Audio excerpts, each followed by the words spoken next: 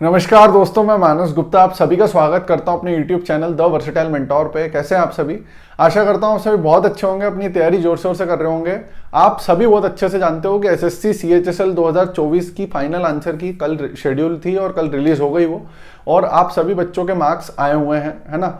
अब इस वीडियो में हम बात करेंगे कि CGL वाले जितने एस्पिरेंट्स हैं उनको क्या सीखना है, CHSL में जिसका हुआ है उसको क्या करना है, जिसका नहीं हुआ है उसको क्या करना है, CPO और CGL के साथ में CHSL को भी कैसे मैनेज किया है, ये सारी चीजें हम समझेंगे।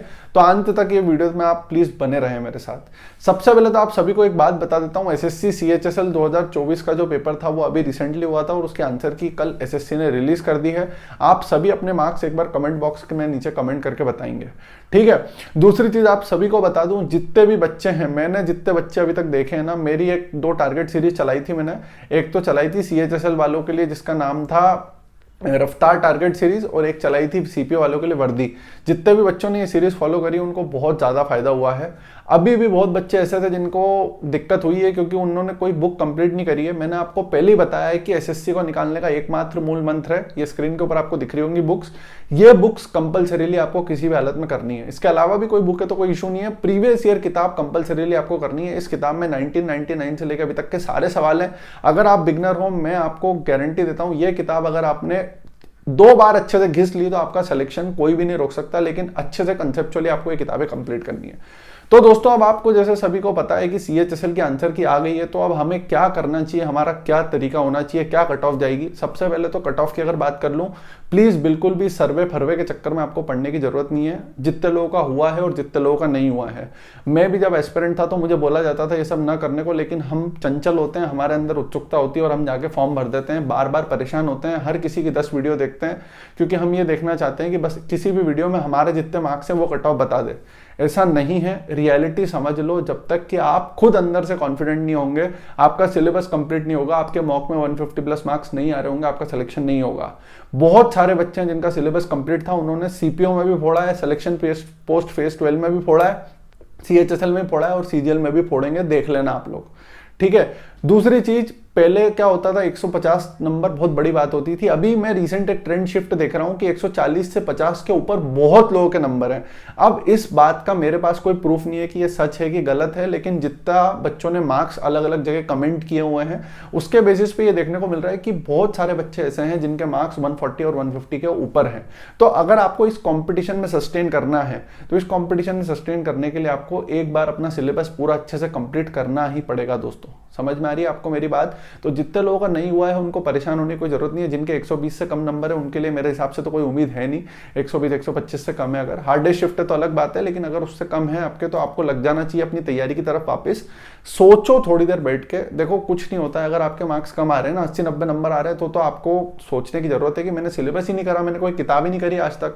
कब तक मैथ्स के सिर्फ नोट्स बनाते रहोगे यार? कब तक वीडियो देख के नोट्स बनाते रहोगे? जब तक कोई किताब कंप्लीट पूरी नहीं करोगे, किरण की किताब नहीं लगाओगे, पिनाकल नहीं लगाओगे, तब तक सिलेक्शन नहीं होगा। सीधी सी बात बता रहा हूं मैं आपको, ठीक है। आपको कुछ भी करके अच्छे से पूरी किताब कंप्लीट करना है, सारे के सारे कॉन्सेप्ट अच्छे से समझना है, हर चैप्टर के 300-300 सवाल 400 सवाल लगाने, तब जाके आपके दिमाग में बुद्धि में वो चीज अच्छे से बैठेगी, ठीक है।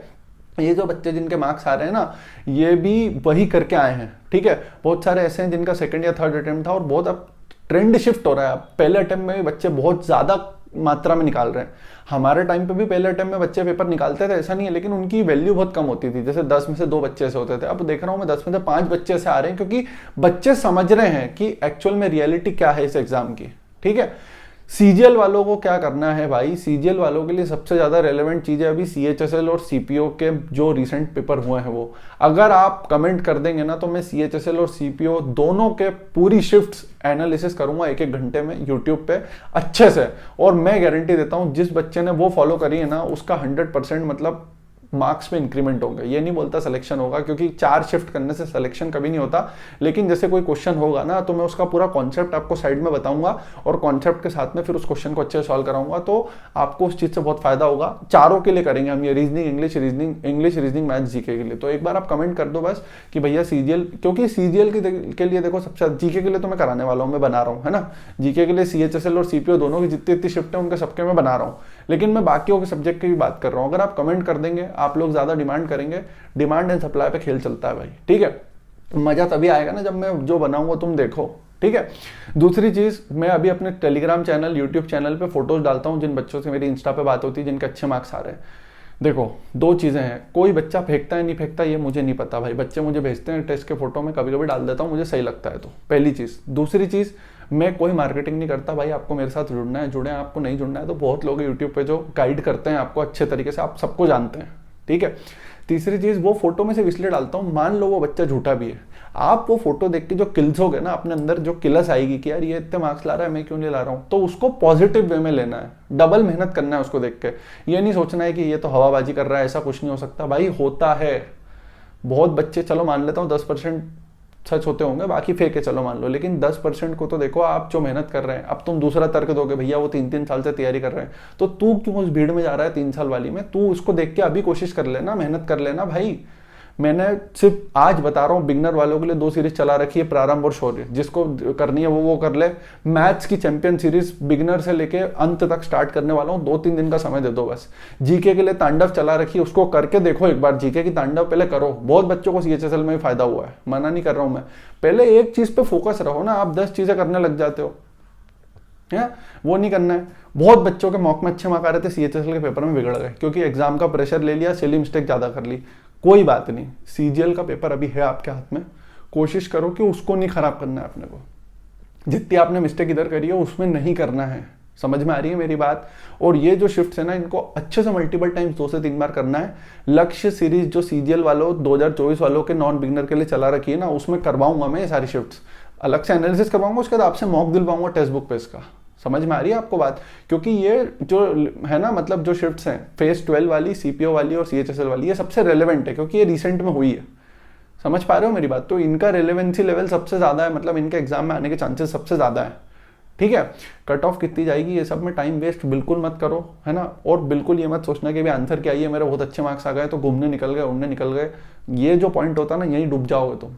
एक भी दिन लाइब्रेरी का शेड्यूल मत मिस करना, ज्यादा खुश मत होना, है ना। हम लोग जब तैयारी करते थे ना, भूल जाते थे पेपर देके, आंसर क्या आती थी, आ गए 170, ठीक है। समझ रहे हो मेरी बात, खुश हो, मना नहीं कर रहा हूँ, सेलिब्रेशन का टाइम है, लेकिन सेलिब्रेशन का टाइम तब है जब फाइनल लिस्ट में नाम आ जाए। अभी तो एक स्टेप पार किया आपने, ठीक है। एक और चीज, सीएचएसएल मेंस, सीपीओ मेंस और सीजीएल तीनों कैसे मैनेज करें, कुछ भी नहीं है, तीनों पे सेम ही चीजें हैं ना। सीपीओ में इंग्लिश आएगा पूरा का पूरा, सीएचएसएल में सब आएगा कंप्यूटर के साथ, और सीजीएल में 4 सब्जेक्ट आएंगे।